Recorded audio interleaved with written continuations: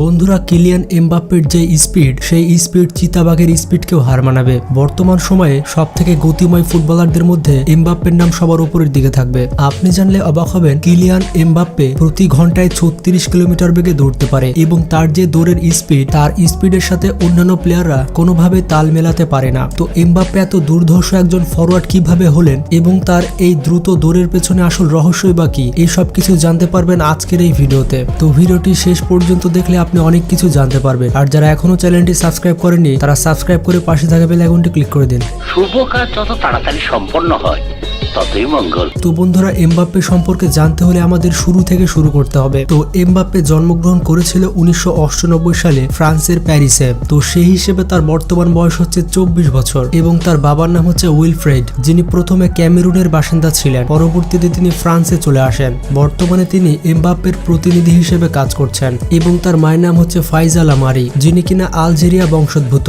মানে আগে তিনি আলজেরিয়া ছিলেন, পরবর্তীতে তিনি ফ্রান্সে চলে আসেন। এবং মজার ব্যাপারটি হচ্ছে তিনি একজন সাবেক হ্যান্ডবল প্লেয়ার। মানে এমবাপ্পের মা একজন স্পোর্টস পার্সন ছিলেন। এমবাপ্পেরা মোট দুই ভাই। এমবাপ্পে হচ্ছে বড় এবং তার ছোট একটি ভাই রয়েছে। এমবাপ্পে পড়াশোনা করেছেন একটি ক্যাথলিক স্কুলে এবং ছোটবেলায় নাকি এমবাপ্পে খুবই ভালো ছাত্র ছিলেন। তবে তিনি কিন্তু বেশ উশৃঙ্খল ছিলেন। মানে ছোটবেলায় ছেলেরা যেমন একটু বেশি চটপটে হয়ে থাকে, ছোটবেলা থেকে তিনি ফুটবলের প্রতি অনেক ইন্টারেস্টেড ছিলেন। এবং এমবাপ্পে বলে থাকে ফুটবল খেলার এই প্রেরণা তিনি পেয়েছেন ক্রিস্টিয়ানো রোনালদোর কাছ থেকে। মানে এমবাপ্পে ক্রিস্টিয়ানো রোনালদোর একজন বড় ভক্ত। রোনালদোকে দেখেই এমবাপ্পে ফুটবল খেলার অনুপ্রেরণা পেয়েছে। শুধু তাই নয়, তিনি খেলাধুলার জন্য পড়াশোনায় ঠিকমতো মনোযোগ দিতেন না। তিনি ছোটবেলা থেকে দেখতেন অনেক বড় ফুটবলার হবেন এবং তার ফুটবলের যাত্রা শুরু হয় মাত্র 5 বছর বয়সে। তিনি প্রথম ফরাসি ফুটবল ক্লাব বন্দি ক্লাবে জুনিয়র প্লেয়ার হিসেবে ভর্তি হয়। আর সেই ফরাসি ক্লাবে এমবাপ্পে প্রশিক্ষণ নিতে থাকে। এই ক্লাবের জুনিয়র স্টুডেন্ট হিসেবে এমবাপ্পে 9 বছর প্রশিক্ষণ গ্রহণ করেন এবং 2012 সালে 13 বছর বয়সে এমবাপ্পে প্রথমবারের মতো ইংলিশ ক্লাব চেলসিতে আসেন। কিন্তু চেলসি ক্লাব এমবাপ্পেকে তেমন একটা পছন্দ করে না, যার কারণে তার পেছনে টাকা ঢালতে ওই ক্লাব একেবারে রাজি হয়েছিল না। সে সময় ড্যানিয়েল বোগা নামের এক চেলসির স্টাফ এমবাপ্পেকে সেই ক্লাবে না নেওয়ার একটি রিজন দেয়। সেই কর্মচারী বলে যে এমবাপ্পে যথেষ্ট পরিশ্রমী নয়, যার কারণে আমাদের ক্লাবে তাকে নেব না। তিনি বলেন এমবাপ্পে যদি বল নিয়ে একবার উপরে উঠে যায় তাহলে তিনি আর নিচে আসতে চায় না, যার কারণে এমবাপ্পেকে দলে ফেরায়নি চেলসি। এরপর ঠিক 13 বছর বয়সে এমবাপ্পে যোগদান করে আরেকটি ফরাসি ক্লাবে এবং সেই ক্লাবটি ছিল মোনাকো ক্লাব। মোনাকো ক্লাবের যুব প্লেয়ার হিসেবে এমবাপ্পে সেখানে প্রশিক্ষণ নিতে থাকে। মোনাকো ক্লাবে প্রায় 2 বছর প্রশিক্ষণ গ্রহণ করে এমবাপ্পে।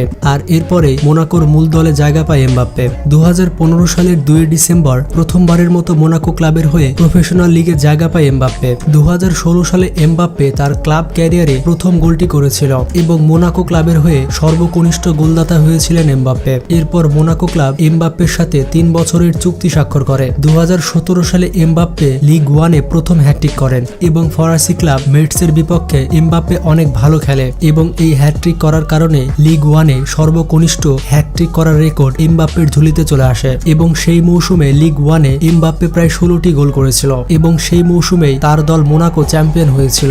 আর এমবাপ্পের এই অসাধারণ পারফরমেন্স চোখে পড়েছিল আরেকটি বিখ্যাত ফরাসি ক্লাব প্যারিস সেন্ট জার্মেনের। এবং তখনই পিএসজি ক্লাব দেরি না করে মোনাকো ক্লাব থেকে এমবাপ্পেকে টেনে নেয় এবং পিএসজি দলে এমবাপ্পেকে জায়গা করে দেয়। বর্তমানে এমবাপ্পে পিএসজি ক্লাবের হয়ে খেলছেন এবং মোনাকো ক্লাব থেকে পিএসজি ক্লাবে আসতে এমবাপ্পে ট্রান্সফার ফি নিয়েছিল $200 মিলিয়ন বা 1800 কোটি টাকা। এবং আপনারা জানলে অবাক হবেন, বর্তমানে পৃথিবীর সব থেকে দামি ফুটবল প্লেয়ার হচ্ছে এমবাপ্পে এবং বর্তমানে তার মার্কেট ভ্যালু প্রায় $225 মিলিয়ন বাংলাদেশি টাকায় প্রায় 2000 কোটি টাকা। এবং তার ঠিক পরেই মার্কেট ভ্যালুর দিক থেকে দ্বিতীয় অবস্থানে রয়েছে নেইমার জুনিয়র। পিএসজি ক্লাবের হয়ে এমবাপ্পে এখনো পর্যন্ত 156টি ম্যাচ খেলেছেন এবং 156টি ম্যাচে গোল করেছেন 131টি।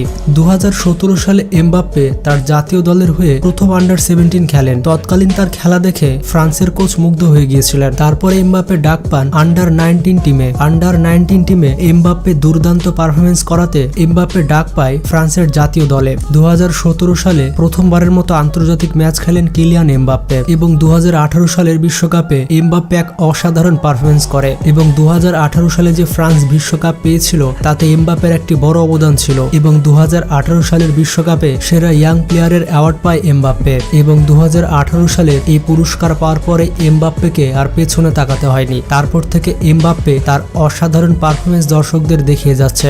2022 সালের বিশ্বকাপেও এমবাপ্পে যা দেখালো তা কোনোদিন ভুলতে পারবে না বিশ্ববাসী। বিশ্বকাপের ফাইনাল ম্যাচে একাই 4-4টি গোল করেছেন কিলিয়ান এমবাপ্পে এবং 2022 সালের গোল্ডেন বুট পেয়েছেন কিলিয়ান এমবাপ্পে। 2022 সালের বিশ্বকাপে তিনি 9টি গোল করেছেন এবং দ্বিতীয় অবস্থানে রয়েছে লিওনেল মেসি। মেসি গোল করেছে মোট 8টি। মজার ব্যাপারটি হচ্ছে এখনো পর্যন্ত ফ্রান্সের জাতীয় দলের হয়ে কিলিয়ান এমবাপ্পে 63টি ম্যাচ খেলেছেন এবং 63টি ম্যাচ খেলে তিনি ফ্রান্সের হয়ে গোল করেছেন 33টি। বন্ধুরা, এত অল্প বয়সে কিলিয়ান এমবাপ্পে একজন ফুটবল মহাতারকা হয়ে উঠেছেন। শুধু তাই নয়, সর্বকনিষ্ঠ প্লেয়ার হিসেবে পেলের পরে কিলিয়ান এমবাপ্পের নাম রয়েছে। কিলিয়ান এমবাপ্পের সব থেকে আকর্ষণীয় বিষয় হচ্ছে তার গতি। তার গতি যে কোনো ডিফেন্ডারকে হার মানাতে বাধ্য। বন্ধুরা, কিলিয়ান এমবাপ্পের গতি ঘন্টায় 36 কিলোমিটার, যেখানে একটি সিংহ প্রতি ঘন্টায় যায় 50 মাইল। মানে কিলিয়ান এমবাপ্পে কত দ্রুত গতিতে দৌড়ায় তা হয়তো আপনারা চিন্তা ভাবনা করতে পারছেন। এমবাপ্পেকে বলা হয় বর্তমানের ফাইন্যান্সিয়ালি সাকসেসফুল ফুটবল প্লেয়ার। তাছাড়া পৃথিবীর সব থেকে ধনী ফুটবলারদের লিস্টে তিনি রয়েছেন। এমবাপ্পের প্রপার্টির কথা বললে ফ্রান্সের প্যারিসে তার একটি প্রপার্টি রয়েছে এবং এমবাপ্পের এই বাড়ির বারান্দা থেকে প্রায় পুরো প্যারিস শহরের ভিউ নেওয়া যায়। এমবাপ্পের এই প্রপার্টির মূল্য প্রায় কোটি টাকার উপরে। এই প্রপার্টি ছাড়াও এমবাপ্পের আরো বেশ কয়েকটি প্রপার্টি রয়েছে। তাছাড়া এমবাপ্পে বেশ কয়েকটি কোম্পানিতে ইনভেস্ট করে রেখেছেন। আপনারা জানলে অবাক হবেন, তিনি যখন মোনাকো ক্লাব থেকে প্যারিস ক্লাবে এসেছিল তখন ট্রান্সফার ফি $200 মিলিয়ন নেওয়ার পাশাপাশি পিএসজি ক্লাব থেকে একটি প্রাইভেট জেট প্লেন দাবি করেছিল এবং পিএসজি ক্লাব তাকে এত বড় ট্রান্সফার ফি দেওয়ার পাশাপাশি একটি প্রাইভেট জেট প্লেনও দিয়েছিল এবং সেই প্রাইভেট জেটটির নাম ছিল চ্যালেঞ্জার 350। এই প্রাইভেট জেট প্লেনটির ভেতরে 5 স্টার হোটেলের মতো যাবতীয় সুবিধা রয়েছে। এমবাপ্পে বাইরের দেশে গেলে বা কোথাও ঘুরতে গেলে এই প্রাইভেট জেট প্লেনটি নিয়ে যায়। তাছাড়া পিএসজি ক্লাব এই প্রাইভেট জেট প্লেন দেওয়ার পাশাপাশি এমবাপ্পেকে কয়েকজন বডিগার্ডও দিয়েছিল। মানে বুঝতে পারছেন এমবাপ্পের ডিমান্ড কত। বন্ধুরা, আপনারা জানলে অবাক হবেন, মেসি কিংবা রোনালদোর মতো এমবাপ্পেও পৃথিবীর সব থেকে দামি দামি ঘড়িগুলো ব্যবহার করে থাকে। এমবাপ্পের কাছে বিভিন্ন কোম্পানির দামি দামি ঘড়ি রয়েছে। তার মধ্যে উল্লেখযোগ্য ঘড়ি হচ্ছে এমবাপ্পের রেইনবো ঘড়ি। এই ঘড়িটির দাম প্রায় কোটি টাকার উপরে। বন্ধুরা, এমবাপ্পে এত অল্প বয়সে বিভিন্ন চ্যারিটিতে দান করে থাকে। 2018 সালের বিশ্বকাপ জেতার পরে এমবাপ্পে যে টাকাগুলো পেয়েছিল সব টাকায় তিনি চ্যারিটিতে দান করে দিয়েছিলেন। তাছাড়া 2020 সালে করোনা প্যান্ডামিকের সময় এমবাপ্পে গরিব দুঃখীদের অনেক সাহায্য করেছিল।